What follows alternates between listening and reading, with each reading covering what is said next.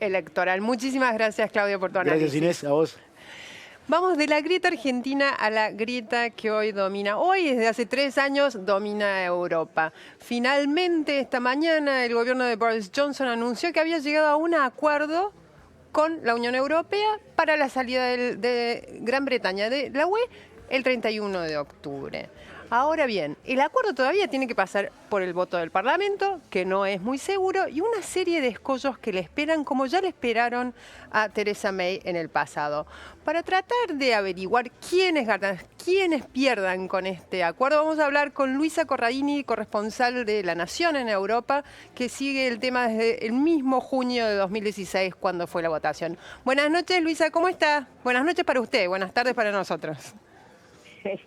Bien, agotada con el Brexit, por supuesto, como todos los europeos, y esperando para saber qué es lo que sucede, porque es cierto que hoy hubo una gran algarabía en Bruselas, pero como bien acabas de decir, esto es apenas el comienzo de lo que le espera a Boris Johnson en los próximos días y al resto de los europeos. ¿Qué es aquello en lo que hoy se pusieron verdaderamente de acuerdo? ¿Qué era lo que trababa el acuerdo hasta ahora? Bueno, vos seguramente vos conocés mejor que nadie ese famoso fantasma de los británicos llamado backstop, que era una provisión que exigían los europeos en el acuerdo, para firmar el acuerdo, que impedía el regreso de una frontera física entre las dos Irlandas. Esto fue lo que provocó el fracaso 3 veces consecutivas del acuerdo que había logrado Theresa May, la antecesora de Boris Johnson. Boris Johnson consiguió, junto con los europeos, que hicieron prueba de muy buena voluntad, hacer desaparecer ese famoso backstop.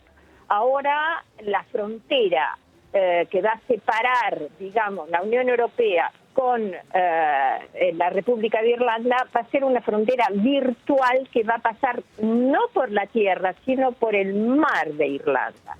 No vamos a entrar acá en todo el resto de los detalles técnicos porque es imposible de entender para alguien que no siguió día a día este tema y además no tiene importancia. Pero en resumen, ese fue un gran logro, hay que reconocérselo a Boris Johnson, porque no va a haber frontera y esto realmente era una cosa fundamental entre las dos Irlandas después de tantos años de guerra.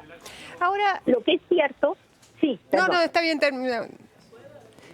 El tema sí, la oposición dentro de Irlanda del Norte, ¿cuánto le puede pesar a Boris Johnson el sábado, que es el momento del voto parlamentario?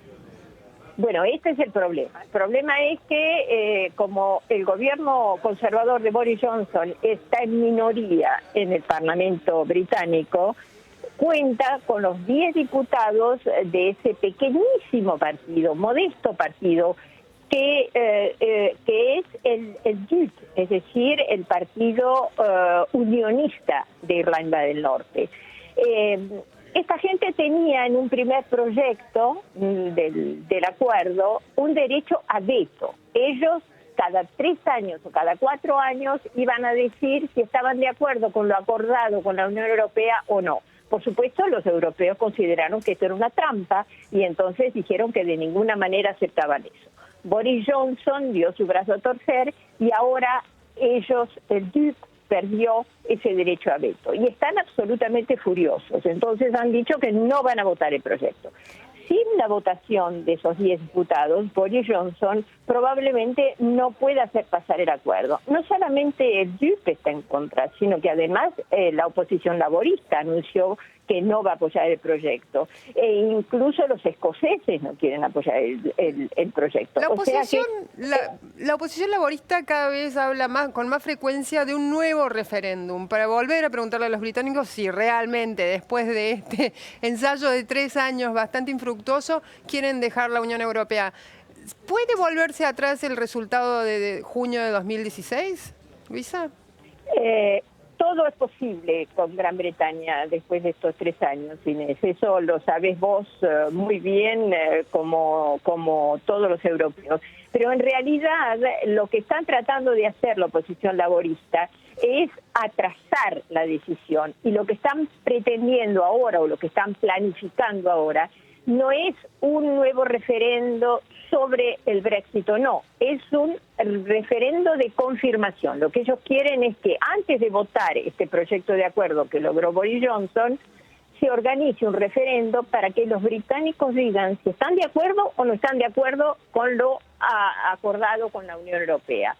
Un proyecto absolutamente imposible, porque esto nos llevaría a plazos increíbles, pero nunca hay que decir que no en este proceso donde ha pasado absolutamente de todo. Ahora, ¿no están agotados los británicos, Luisa? Están agotados los europeos, sobre todo en Bruselas, hartos de la negociación.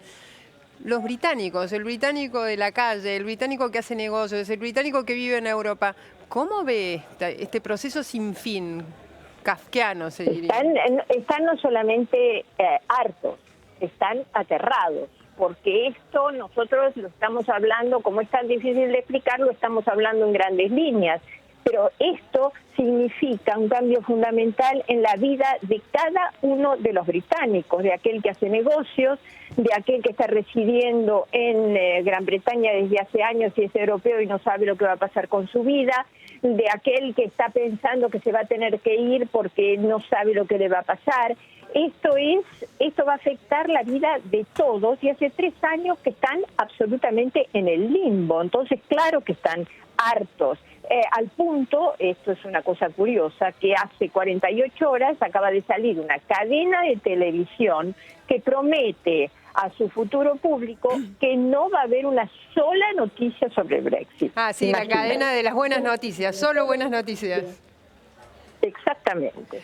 Eso O quiere sea decir... que nos esperan días absolutamente agitados, como ya estamos acostumbrados, pero es cierto que esta semana va a ser una semana fundamental, porque no solamente el Parlamento Europeo tiene que, el Parlamento de Westminster británico tiene que aceptar este proyecto o no, sino que además el Parlamento Europeo lo tiene que votar a favor o en contra. Yo supongo que así como están las cosas, bueno, no va a haber problemas por el Parlamento Europeo, pero sí en Gran Bretaña. Y en ese caso, el primer ministro estaría obligado a pedir una prolongación de la fecha de salida para seguir tratando de llegar a un deal, como lo llaman ya todos los europeos, aunque no hablen inglés. Luisa, una última pregunta.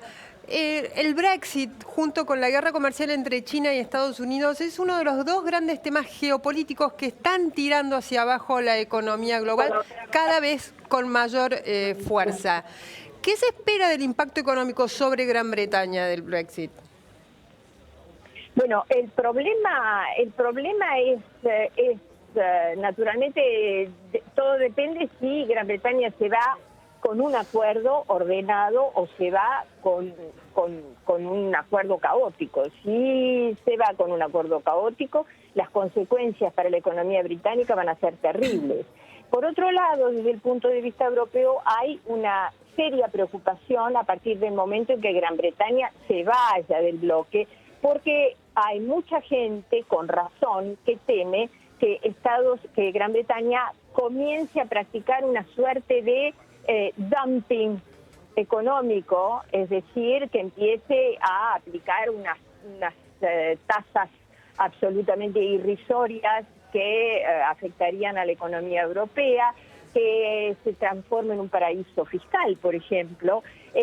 Naturalmente, los negociadores británicos han prometido y han jurado que esto no va a suceder, pero digamos que en una situación complicada, económica, en el momento en que todavía no se han establecido otro tipo de acuerdos económicos bilaterales entre Gran Bretaña y otros países, podrían perfectamente estar tentados de hacer una política de esa naturaleza y, por supuesto, Europa pagaría las consecuencias. Muchísimas gracias, Luisa. Seguramente volveremos a hablar porque evidentemente no ha terminado la gran batalla del divorcio europeo.